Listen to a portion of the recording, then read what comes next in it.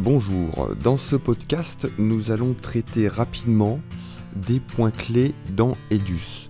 C'est pour vous permettre de défricher un peu les premières questions que vous pourriez avoir concernant les points clés, que ce soit directement sur la timeline ou dans les filtres et les différents outils que vous allez trouver.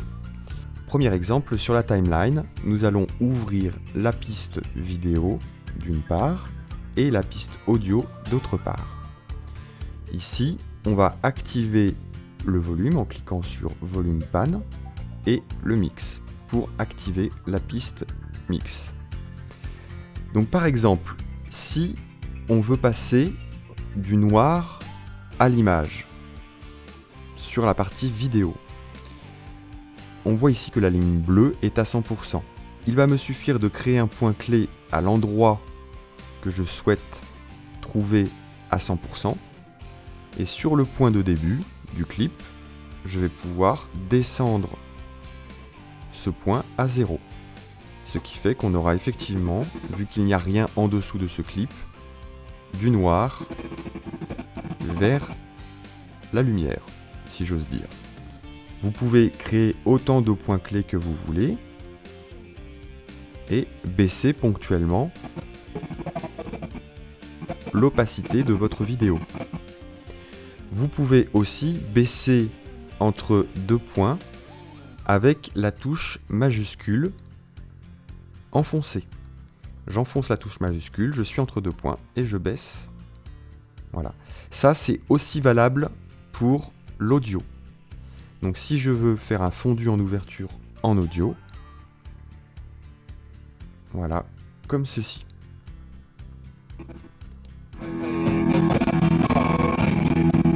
Donc ça, c'est le côté général. Donc on va tout effacer pour revenir. On fait clic droit, supprimer tout ou réinitialiser tout. Hop, voilà. Donc ça, ce sont les points clés génériques de la timeline. Maintenant, j'aimerais qu'on aille un petit peu plus loin. Par exemple, avec les filtres. Donc si par exemple, on fait un filtre colorimétrique, on va prendre la balance des couleurs. On va passer du noir et blanc à la couleur.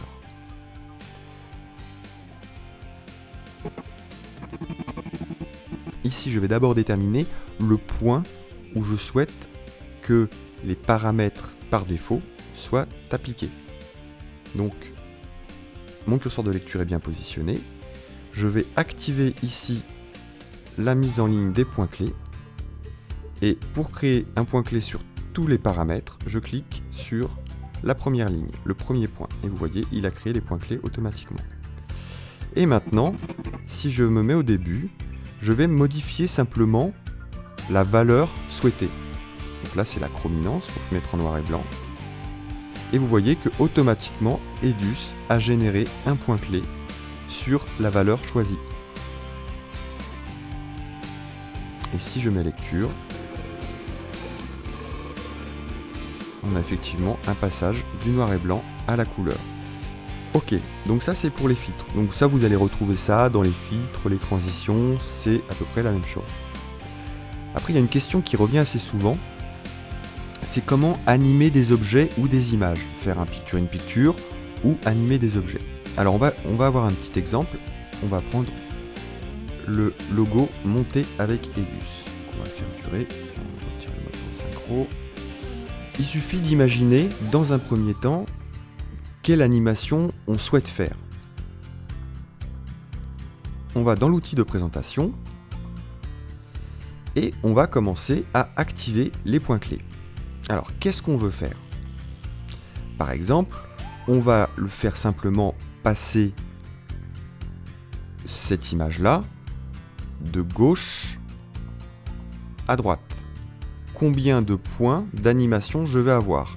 Sachant qu'Edus, automatiquement, générera le déplacement, tout comme il fait le fondu en fait. On ne crée pas un point par image.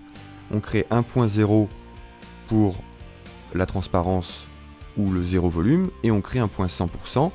Edus fait le nécessaire pour passer de l'un à l'autre. Donc, il faut 2 points. Un point au début. Donc on va créer ici et on va déplacer. Donc on veut qu'il aille de gauche à droite. Donc là on est sur le temps 1 à gauche.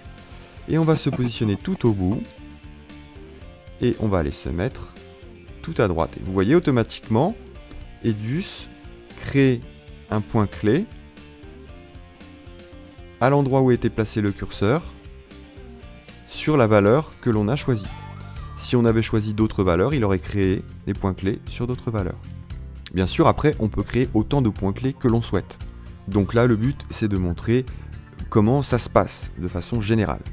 Donc là, effectivement, si je me déplace, on voit bien le logo qui passe. Maintenant, si je souhaite que le logo s'arrête au milieu, par exemple, on va pouvoir créer un autre point clé, donc au milieu, 0. Et si on veut le faire durer un petit peu, on peut copier ce point clé et le coller. Donc là, le logo arrive, édité avec Edus, clac, et il repart. Et on peut faire ça avec tous les paramètres. Ça, c'est ce que je voulais vous dire par rapport au point clé aujourd'hui. Alors par contre, on va tout de suite voir une petite astuce, un process créatif qui permet de s'affranchir des logiciels de retouche photo. En fait, on peut faire pas mal de choses directement dans Edus. Donc en fait, par exemple, là l'idée, c'est de faire arriver le logo du milieu de plein face en zoom arrière, en fait, qui va se placer au centre pile quand la lumière réapparaît. D'accord ?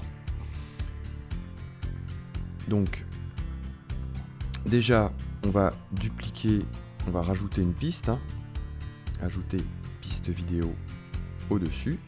OK. Voilà, celle-là, je la rajoute au-dessus. Et pour l'instant, je vais la désactiver.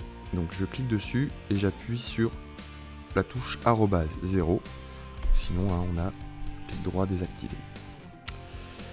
Ici, sur celle-ci, je vais mettre un masque. Tac. Et on va...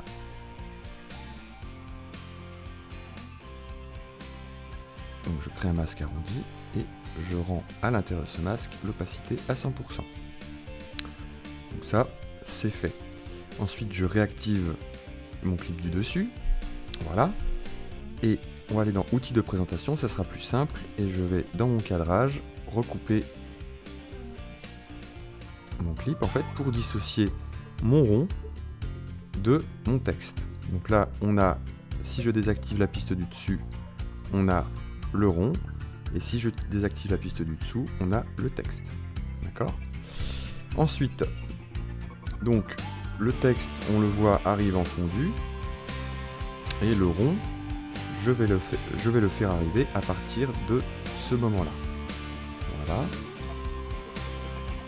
Et donc, on est d'accord, c'est ici qu'il sera placé.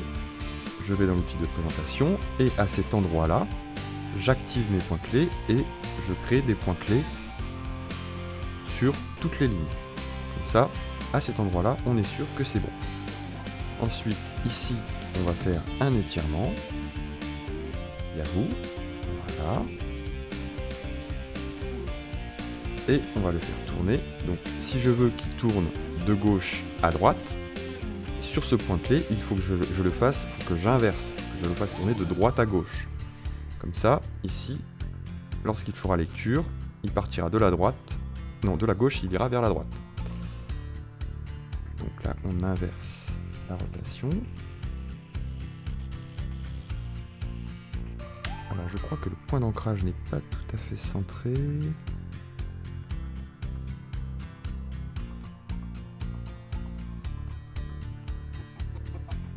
Voilà. Et voilà. À bientôt.